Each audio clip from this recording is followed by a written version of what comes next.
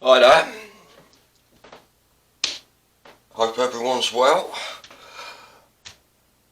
Today's tutorial is going to be me showing you another way of putting the Panottraits together. That's what I've got a bit off camera at the moment, so I apologise about that. But you'll see as I build them up, they're going to fit into these squares, and it's another way of putting them together. You don't have to, it won't end up with a big elongated Panotrait or how do I put expansive. What it's going to be is more of a sort of mosaic kind of effect, this is. So what I'm going to do is basically stick together some gel plate prints that I've cut up in each one. I've got 4 that fit in sort of quarters into this.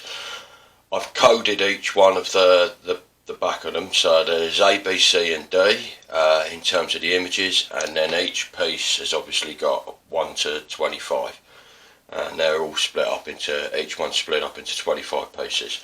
So I'm going to get started, because this is I'm going to need to be sharpish about this, because I think there's quite a bit of work here. Hopefully I can get this done in about an hour.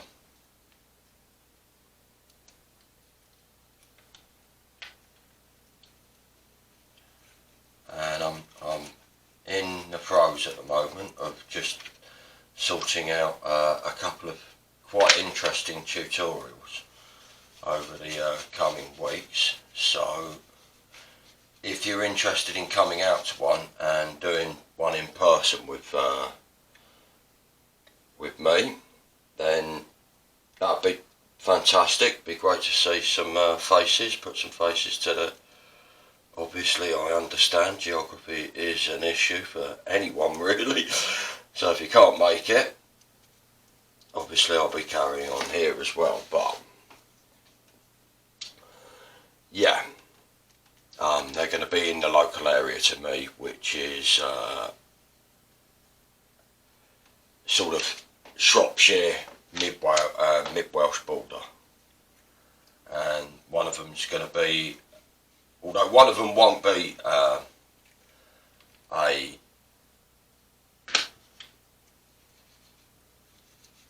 geographical event, shall we say. One of them's going to be possibly with another artist I know who's Liquitex, and she does a bit for I need to be careful when I'm saying all this stuff. Yeah, that's the right way up, B2, yeah. For a couple of the big name paint companies, so that's quite exciting. But I've got a few details to hammer out in the meantime with that first. What I'm going to do here is, I don't know if you can see each of the top line of this one is C1, A2, D3, A4, B5. I can't remember what, I think this was B1. No, it wasn't. Not sure which number that is, but it's B1 up there, so I know that's not that one. And I'm going to construct the centre cross first, and then that becomes a point where I can butt up the images next to each other and start working them off of the little, off the tessellation basically, rather than off of my grid. I just need to know roughly.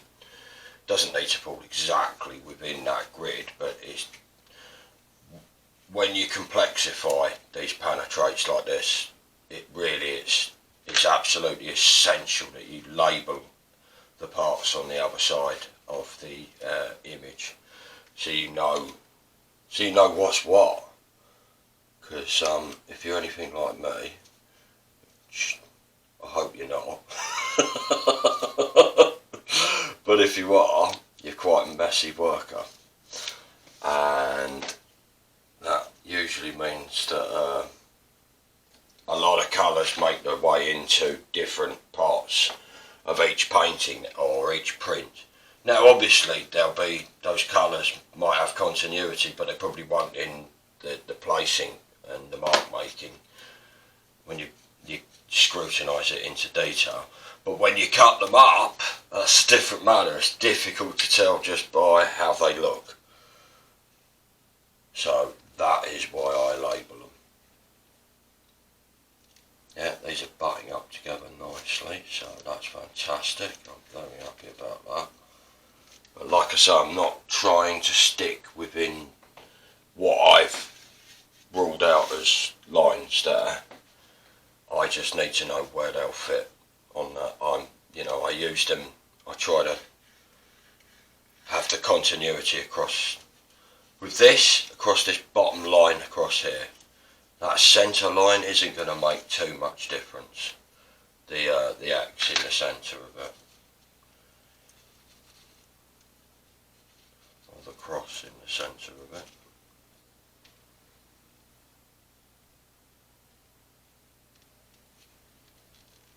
Go, that butts up against that.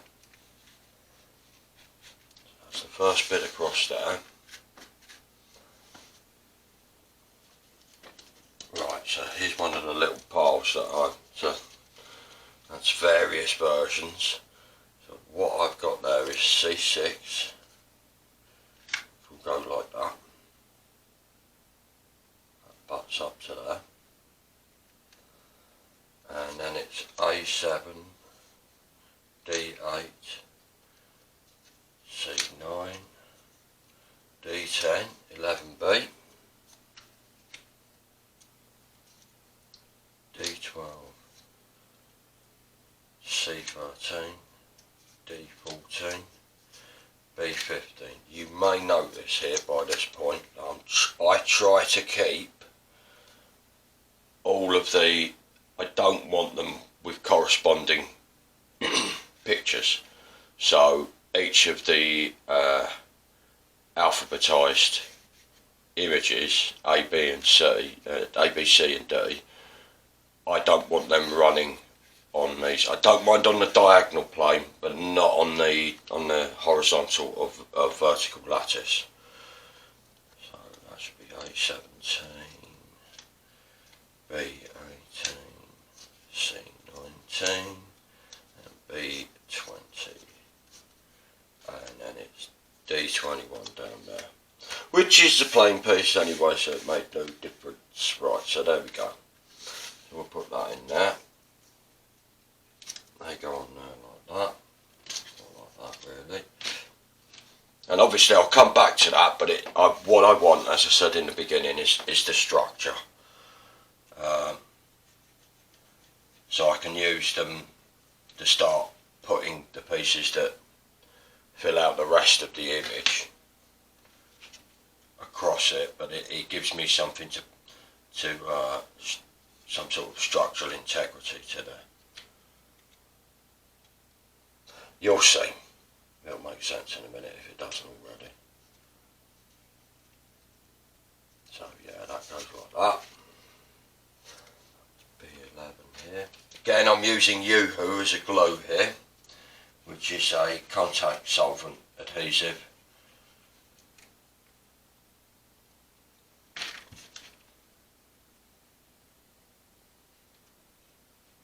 And the paper they're on is the usual stuff that I use, which is the Canson Imagine mixed media paper, which is 200 GSM. Quite heavy. Alright, that should be C16, and it is.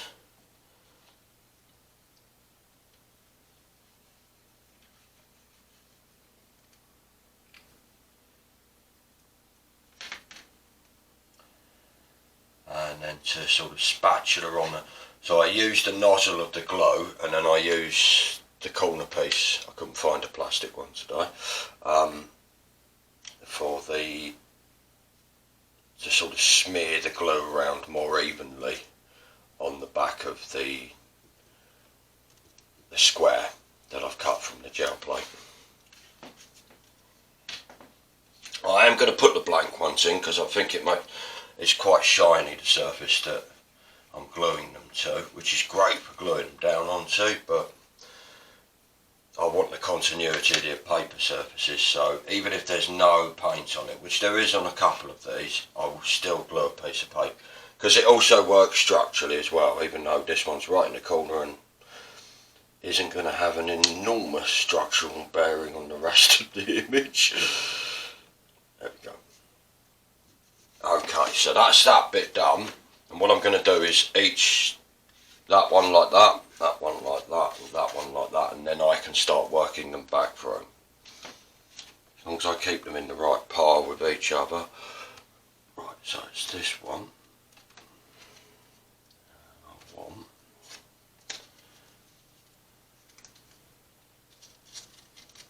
So that's C1, A2, D3 and A4, I think. Yep. Always check them. And B5, so I'll do that first.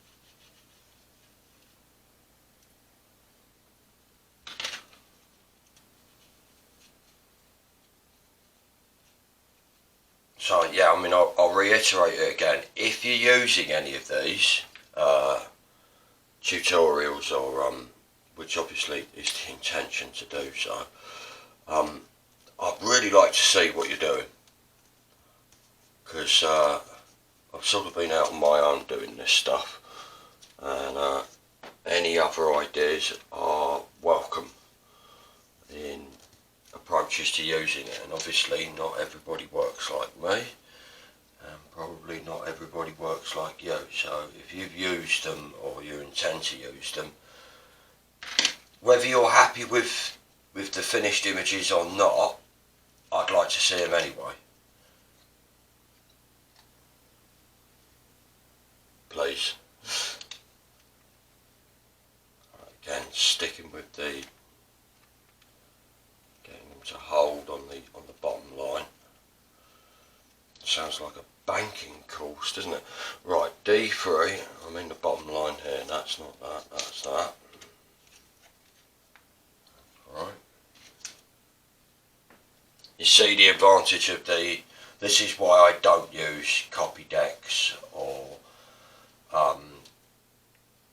PVA derivative glues for this sort of thing. It needs to, I mean, they're not exactly, there's enough flexibility there. If I did make a mistake, that I can pull these back up and restart and re-glue a piece. But I want that immediate, and you just wouldn't get that with PVA. You'd be waiting for this to dry for hours, because it's a sort of vinyl finish. So that means it's very difficult for water-based things to dry on it, whereas it's a bit quicker, well, a lot quicker with solvent-based glues. Plus you get the extra high. Probably wouldn't advise that bit.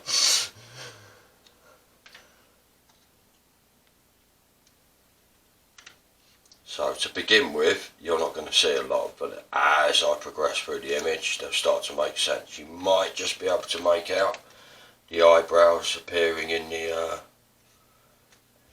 top corners, and again you might not. So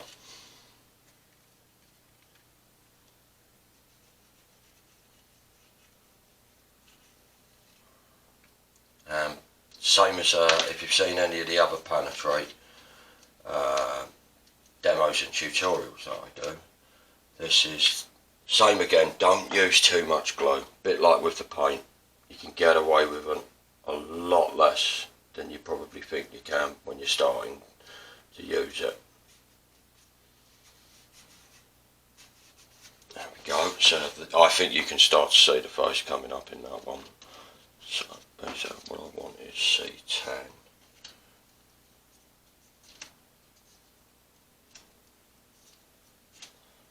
There we go. That one goes there.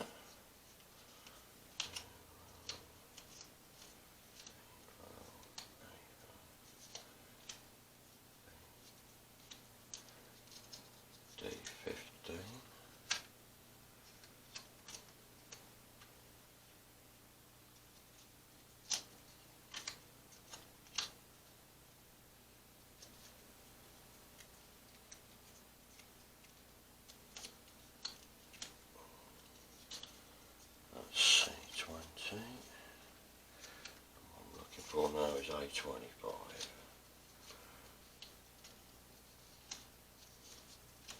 Right,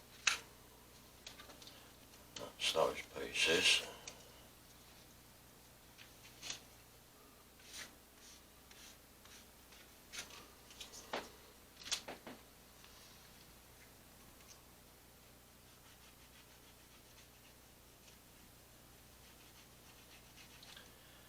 And then this week, I'm pretty sure, because I was out getting some new reference last week, and I'm going to go back to my local landscapes project, and I've got some cracking stuff to work from. Or I'm hoping so. I'm hoping I can do it justice. I'm really pleased with what I got last week. So I will probably, I don't know whether it'll be a tutorial, but you'll be able to watch me establish some of the early layers of the painting, probably a couple of those at least. If that interests you, that won't be so much on the gel plate side of things. It will be later. This is how I establish the drawings and the line aspect. So if you want to see how I do that part, so it is gel plate related, but in a sort of non-linear sense, shall we say.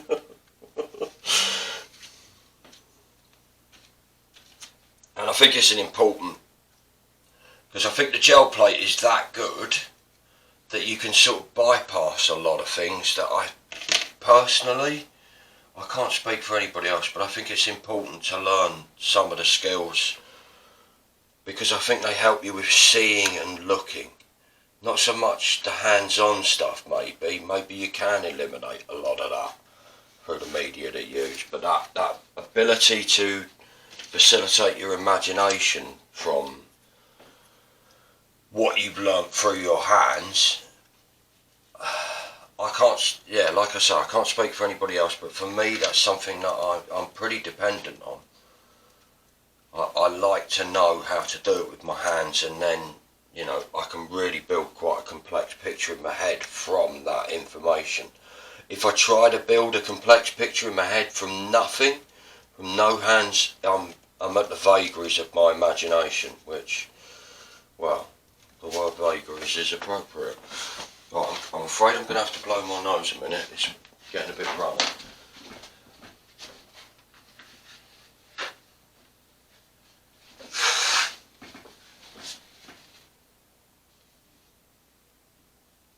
Okay, I'm nearly 20 minutes in, but there was a good 10-minute description at the beginning of that.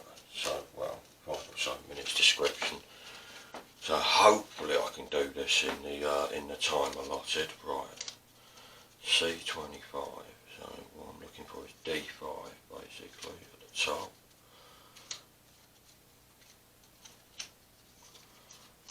That's another blank one. Right, then I'm after B10. There we go.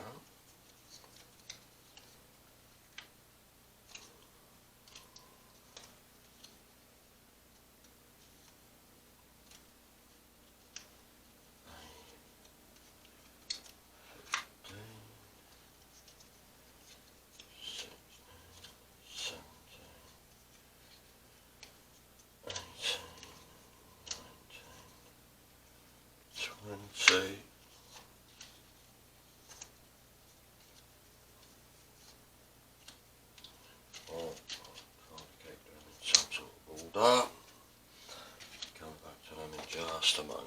Just shift them up a bit so we can come in there. That's working.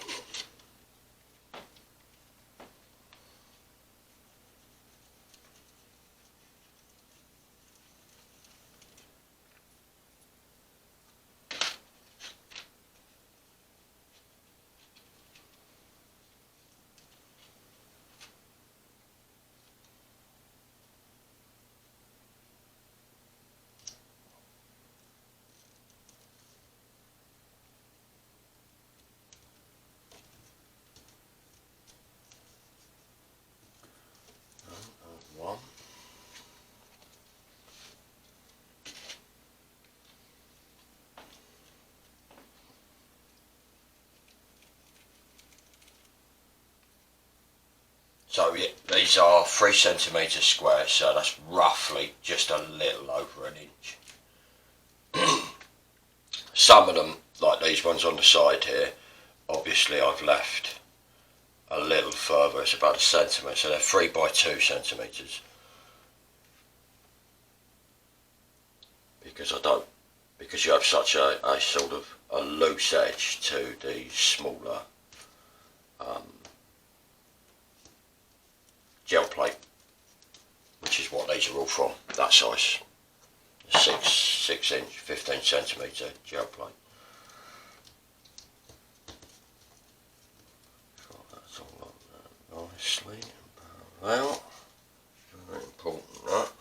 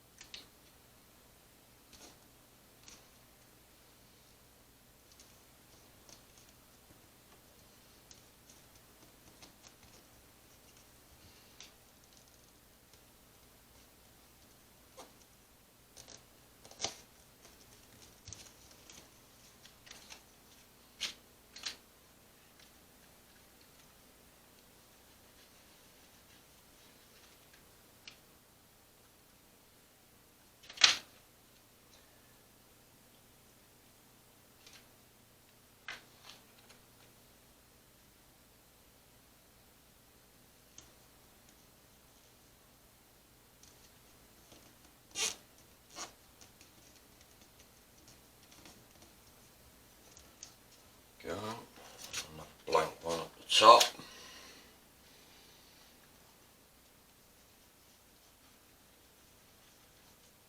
One of the prints that I did, well, all 4 images are created using, so it's like a pair of biplates, should we put it that way. So if you've seen any of the other tutorials that I did, that I've done about how I create my biplates, you know exactly how I've created the biplates. And some of them, I think one of them, I didn't lift away the corners.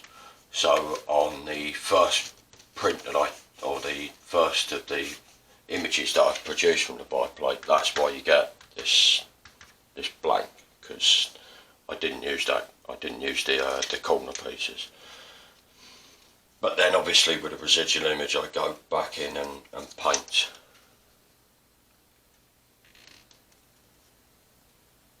That's looking interesting. I'm going to have to stick that over the top of that a little. Might come back in and trim that later.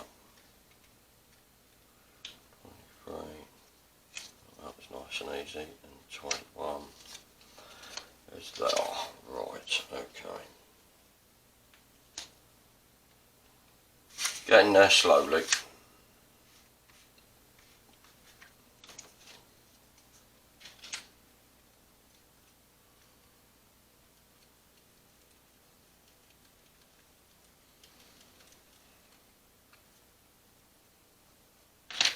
So when they're all assembled, there should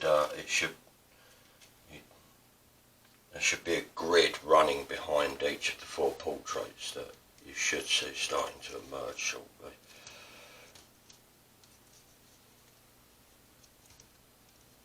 That's good, that's better than I was expecting it to go, that's great.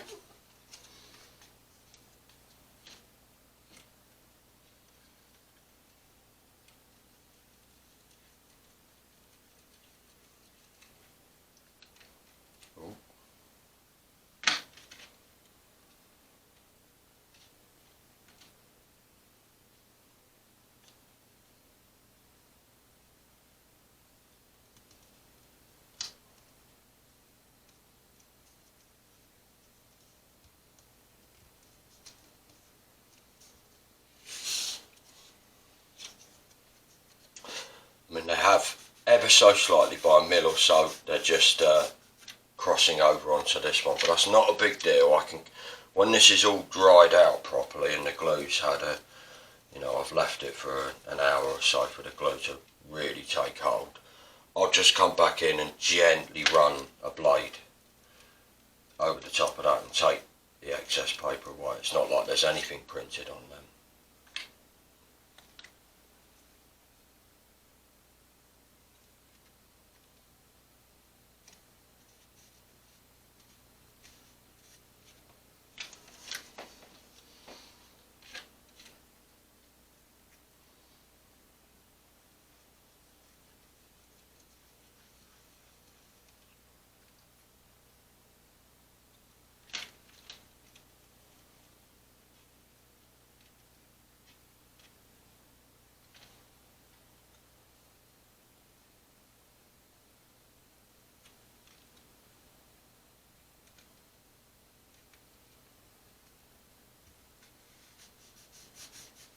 I mean, one way of dealing with it, and I'm not actually doing here, but what you can do is get yourself a straight edge and each one just butt it up like that.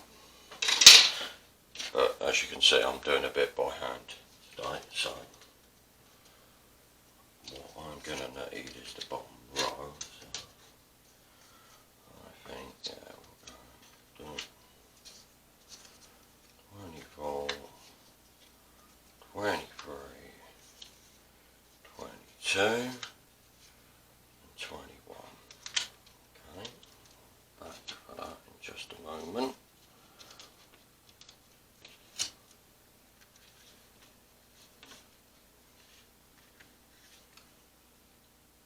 I mean, obviously what you can do with these, you don't have to put them in the layout that I've put them in here. I could cut these into fours and then recut that all again and start doing the actual Panotrait thing and expand them out and abstract the image even further.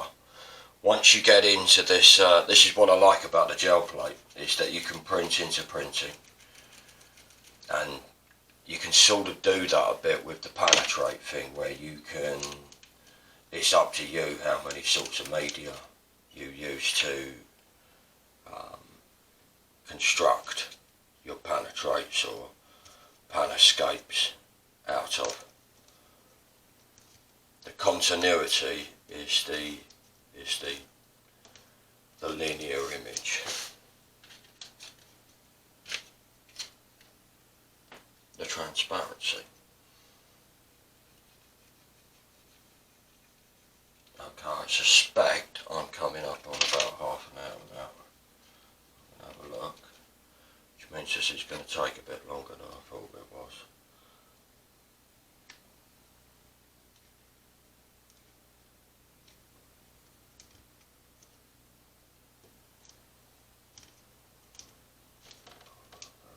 A little bit there, we go. Like that.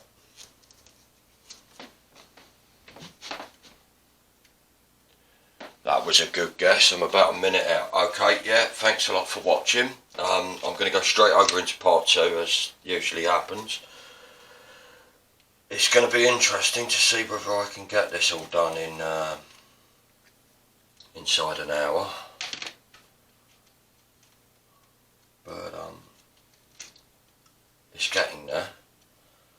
And in a minute, I mean right now obviously what you're looking at is really a bit of a, you know, you're just looking at me finding the edges of the jigsaw puzzle. But as it builds back and across, you'll see the portrait present itself in the second part. So yeah, hopefully see you in the second part. Give us a like and subscribe if you think that's appropriate on whichever of the platforms you're watching this video on. And thanks a lot again for watching. Hopefully see you in part 2.